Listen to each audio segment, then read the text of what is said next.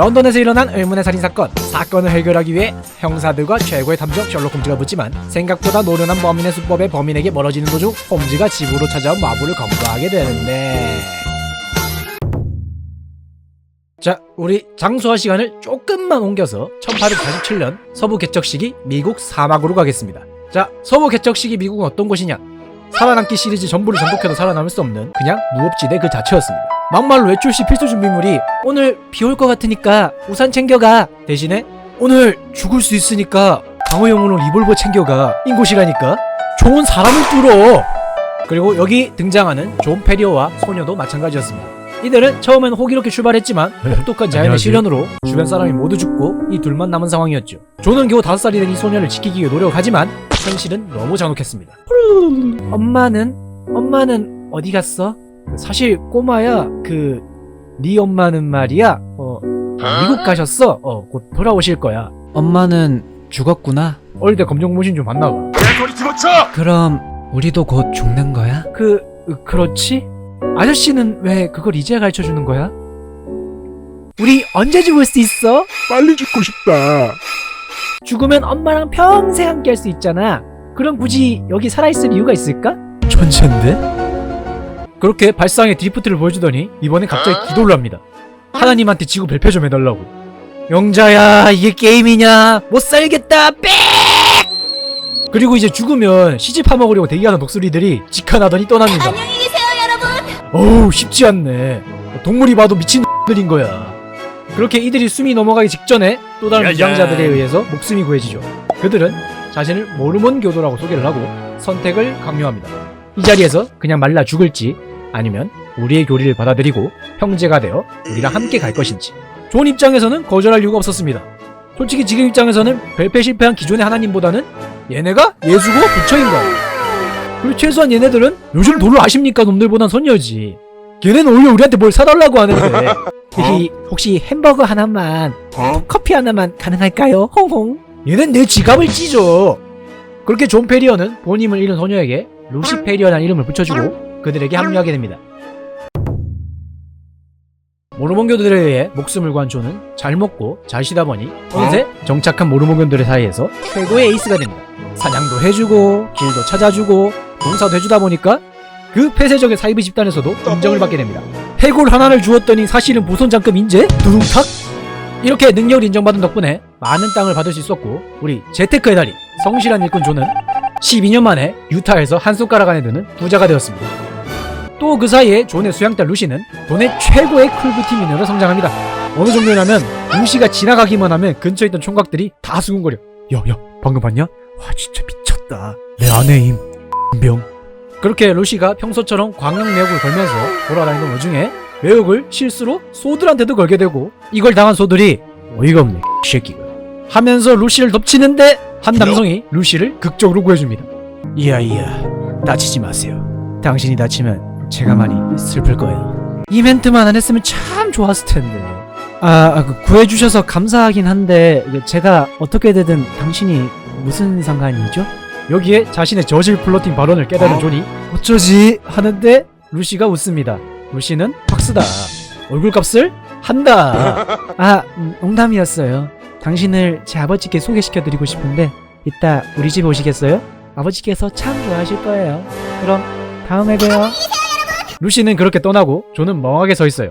지금 우연히 목숨을 구해줬던 여자가 돈의 최고 쿨뷰티 미녀인데다가 그녀가 나를 호의를 가지고 본인의 집에 초대를 한다?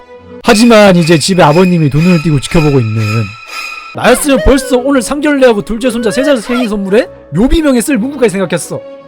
내 아내는 너네 최고 쿨뷰티 미녀다. 부럽지 야구리지. 아무튼 이 사건을 계기로 존과 루시는 제퍼슨에게 호감을 가지게 되고 얘는 그 호감 아님. 세 명은 어느새 가족처럼 가까워집니다. 그렇게 제퍼슨은 진짜 가족이 되기 전에 마지막으로 자신의 경제 능력을 입증하기 위해 개발하던 은강 개발을 마저 끝내고 그때 청혼하기 위해 길을 떠납니다. 그런데 이게 꽤 예전 작품이라 그런 걸 수도 있는데 여기서부터는 제퍼슨의 한마디가 전부 클리셰 범벅입니다. 당장 떠나기 전에도 그냥 갔다 오면 될걸?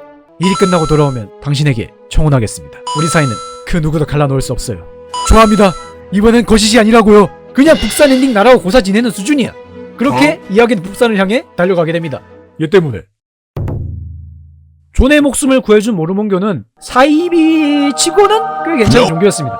사막 한가운데서 자신들의 종교를 믿기만 해주면 목숨도 구해주고 일자리도 주고 헌금을 걷긴 하지만 다른 데처럼 배가 망신할 정도로 가져가는 것도 아니고, 이것만 보면 참 좋은 당체 같지만 사이비가 왜 사이비입니까? 그들은 종교 재판소라는 기구를 통해서 자신들의 교리를 거스르는 사람들을 소리소문 없이 제거하고, 또 일가족의 형제가 하나님 곁으로 떠났습니다. 가로 열고 장로님 안에는 한 명이 더 늘어난 라는 식으로 그들만의 독재 왕국을 만들어가고 있었죠. 그리고 이들의 잣대는 존과 루시에게도 적용되었습니다. 아까 루시가 어떤 여자라고 했습니까? 돈의 최고의 쿨부티 미녀. 그러다 보니까 자연스럽게 모르몬교의 부패한 영감들의 표적이 되고, 그들의 수장 브리검령이 직접 존을 찾아와 으름장을 놓습니다. 어이 존 신도 캐주 있게 나 같은 하나님의 아들로 보여요. 사이즈가 다르잖아. 사이즈가.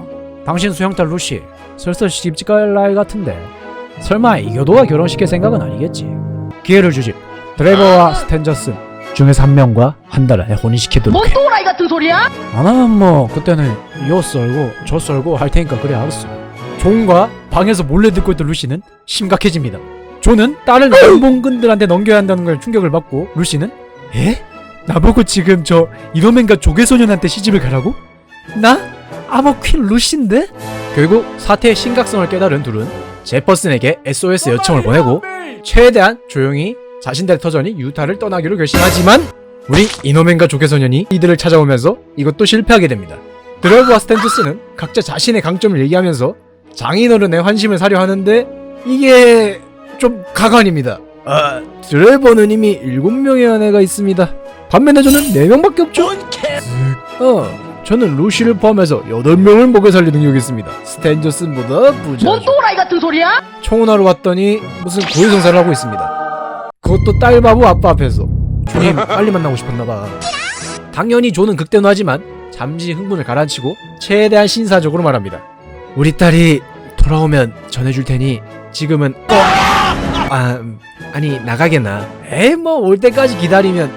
이 집을 나가는 방법은 총 2가지가 있다. 하나는 문을 열고 나가는 거고, 다른 하나는 5, 4, 3. 덕분에 드레버 스탠저스는 다시는 찾아오지 않게 됐지만 존의 이 행동은 큰 비극을 불러오게 됩니다. 다음날 자고 일어났더니 존의 가슴팍에 종이 한 장이 꽂혀 있었고, 네 뜻을 바꿀 날이 29일 남았다.